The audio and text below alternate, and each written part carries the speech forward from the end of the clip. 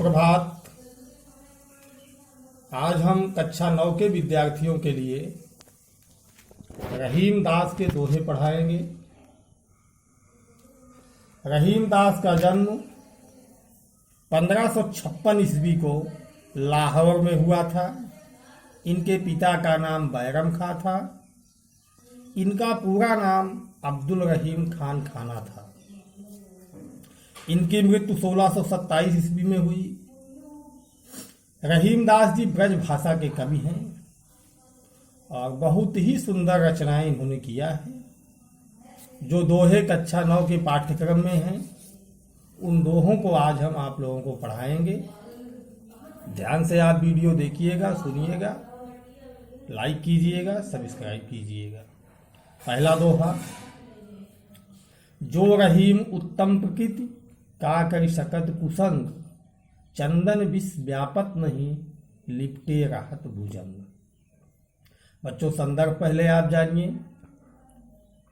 प्रस्तुत दोहा हमारी पाठ्य पुस्तक काव्य संकलन के रहीम के दोहे नामक पाठ से लिया गया है। इसके रचयिता अब्दुल रहीम खान खाना जी हैं या कविवर अब्दुल रहीम जी हैं। प्रसंग क्या है? प्रसंग आप आइए। प्रस्तुत दोहे में कवि ने अच्छे व्यक्ति की और बुरे व्यक्ति की तुलना की है। बुरे व्यक्ति का असर अच्छे व्यक्ति पर कितना पड़ता है, कितना नहीं पड़ता है, इसको रहीम दास ने प्रस्तुत दोहे में बताया है। कह रहे हैं जो रहीम उत्तम प्रकृति। प्रकृति माने होता है स्वभाव।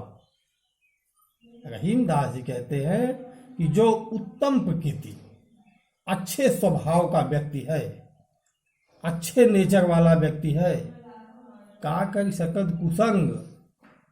कुसंग माने गलत संगत, गलत साथ, गलत व्यक्ति का साथ।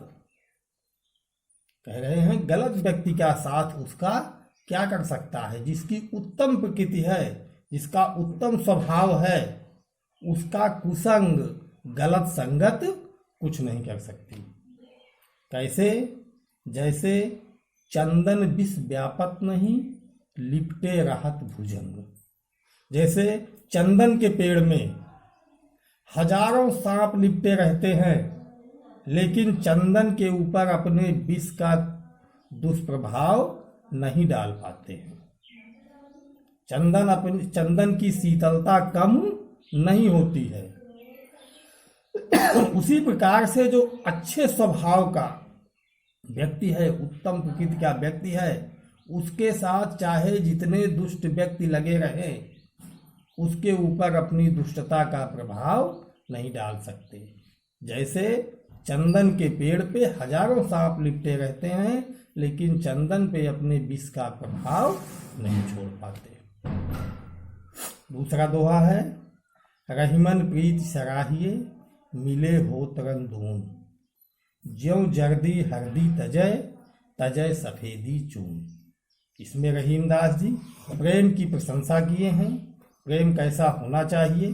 कह रहे हैं रहीमन प्रीति सराहिए। रहीम दास जी कह रहे हैं कि ऐसे प्रेम की सराहना करनी चाहिए, ऐसे प्रेम की प्रशंसा करनी चाहिए। मिले हो तरंग दून, जिसमें दोनों मिले तो उनका उत्साह दूना हो जाए, उनका रंग दूना हो जाए। कहने का मतलब कि हमें उस प्रेम की प्रशंसा करना चाहिए जिसमें प्रेमी प्रेमिका दोनों मिले, दोनों का मिलन हो तो उनका उत्साह दूना हो जाए, उनका रंग दूना हो जाए, एक अलग सी उमंग आ जाए। कैसे? जैसे ज्यों जर्दी हरदी तजय तजय सफेदी चून। जैसे हल्दी होती है पीला और चून होता है सफेद। अगर पीले और सफेद रंग का मिश्रण किया जाए तो एक अलग नया रंग बन जाता है, गुलाबी या लाल रंग। हाँ, उसी तरह से जैसे हल्दी अपनी जर्दी को त्याग देती है और चून अपने सफेदी को त्याग कर दोनों मिलकर एक नया रंग बना देते हैं, गुलाबी रंग। ठीक उसी तरह से ऐसे प्रेम की प्रशंसा करनी चाहिए जहाँ पर दोनों प्रेमी प्रेमिका मिले तो उनका उत्साह दुगना हो जाए, उनके चेहरे पर एक अलग रंग आ जाए।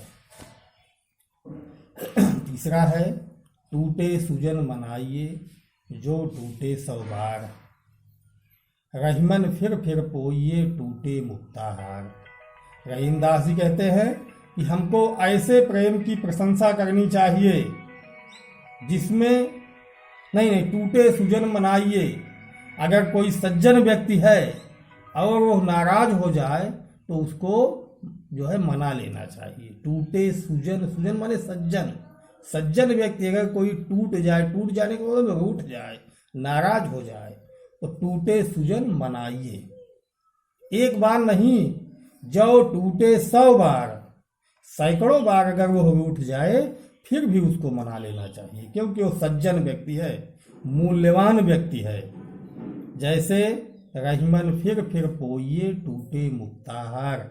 रहीमदास जी कहते हैं कि जैसे बार बार पिरोई जाती है टूटे मुक्ताहार, मोती की माला, अगर मोती का हार टूट जाता है तो एक बार नहीं, कीमती वस्तु है इसलिए वो बार बार गूंथी जाती है।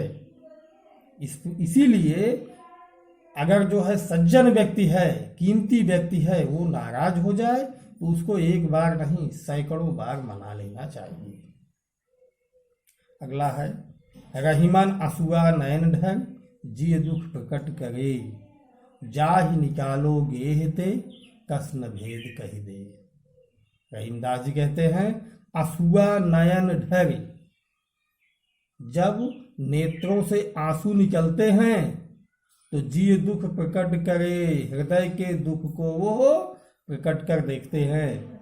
अगर आपके हृदय में कष्ट है और आप रोने लगो, नेत्र से आंसू निकलने लगे तो सब जान जाएंगे कि इनको कोई कष्ट है। रहीमन असुआ नयन ढर जिय दुख प्रकट करे। रहीमदास जी कहते हैं कि नेत्रों से आंसू निकलते हैं तो हृदय के दुख को प्रकट कर देते हैं। कैसे? जाहि निकालो गेहते कस न भेद कही दे। जैसे किसी व्यक्ति को अपने घर से निकाल दिया जाए तो वो अपने घर के भेद को सबसे बता देगा। ठीक उसी तरह से जैसे नेत्र से आंसू निकलते हैं तो वो इस शरीर के, इस हृदय के भेद को सबको बता देते हैं। ठीक उसी तरह से जैसे घर से निकाला हुआ व्यक्ति कस न भेद कह दे, क्यों अपने घर का भेद नहीं कह देगा, अर्थात अपने घर के भेद को सबको बता देगा। और कह रहीम संपत्ति सगे बनत बहुत बहुरीत, विपत कसौटी जे कसय तेहिन सांचे मीत। रहीमदास जी कहते हैं कि संपत्ति सगे, अगर हमारे पास संपत्ति है तो बनत बहुत बहुरीत, बहुत से मित्र बनते जाएंगे। रहीमदास का कहने का मतलब है कि अगर हमारे पास संपत्ति है, धन है, तो मित्र बहुत बन जाएंगे, लेकिन विपत्ति कसौटी जे कसय, सच्चा मित्र कौन है? जो विपत्ति कसौटी, हमारे विपत्ति के समय, कष्ट के समय जो हमारे साथ खड़ा हो, जो हमारी मदद करे, तेहिन सांचे मीत, वही हमारा सच्चा मित्र है। बच्चों 5 दोहा पढ़ाया गया, आप इसको पढ़िएगा। अगला दोहा हम अगले वीडियो में फिर से प्रेषित करेंगे। धन्यवाद।